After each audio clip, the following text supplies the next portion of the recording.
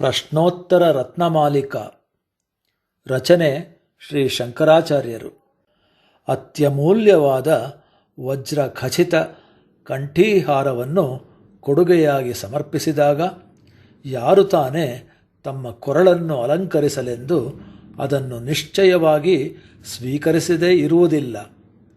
ಅಂತೆಯೇ ಆ ಕೊಡುಗೆಯು ಬೇರಾರಿಂದಲೂ ಅಲ್ಲದೆ ಸ್ವಯಂ ಶಂಕರಾಚಾರ್ಯರಿಂದಲೇ ಬಂದಾಗ ಯಾರು ತಾನೇ ಅಂತಹ ಕೊಡುಗೆಯನ್ನು ಸ್ವೀಕರಿಸದೇ ಇರುವುದಿಲ್ಲ. ಶಂಕರಾಚಾರ್ಯರ ಕೊಡುಗೆಯು ಪ್ರಶ್ನೋತ್ತರ ಮಾಲಿಕೆಯ ರೂಪದಲ್ಲಿದ್ದು ಅದನ್ನು ಅನರ್ಘ್ಯ ರತ್ನಗಳಿಗೆ ಹೋಲಿಸಬಹುದಾಗಿದೆ. ಯಾರೇ ಆಗಲಿ ಈ ಪ್ರಶ್ನೋತ್ತರ ಮಾಲಿಕೆಯನ್ನು ಅಧ್ಯಯನ ಮಾಡಿ ಕಂಠಪಾಠ ಮಾಡಿ ಅತ್ಯಮೂಲ್ಯ ಸ್ವತ್ತಿನಂತೆ ಅದನ್ನು ತಮ್ಮ ಬೆರಳ ತುದಿಯಲ್ಲಿರಿಸಿಕೊಳ್ಳಬೇಕಾಗಿದೆ.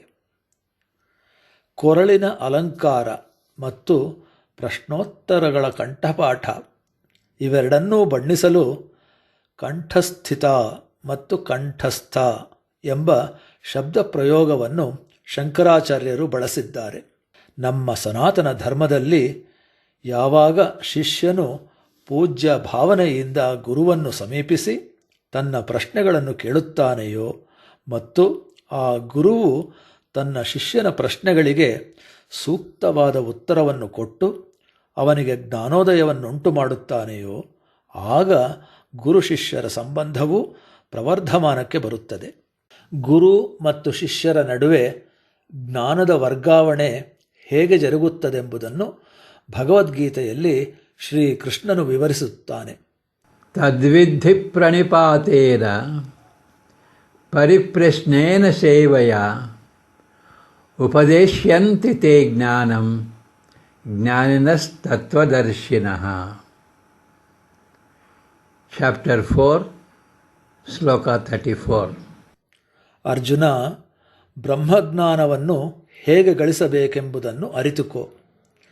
ಪರಮ ಸತ್ಯವನ್ನು ಅರಿತವರಿಂದ ಜ್ಞಾನಿಗಳಿಂದ ಬ್ರಹ್ಮಜ್ಞಾನವನ್ನು ಗಳಿಸಬೇಕು. ಅತ್ಯಂತ ನಮ್ರತೆಯಿಂದ ಅವರನ್ನು ಅನುಸಂಧಾನ ಮಾಡಬೇಕು. ಸಂಪೂರ್ಣವಾಗಿ ಅವರಿಗೆ ಶರಣಾಗತರಾಗಿ ನಮಸ್ಕರಿಸಬೇಕು ಮತ್ತು ಅವರ ಸೇವೆಯನ್ನು ಮಾಡಬೇಕು.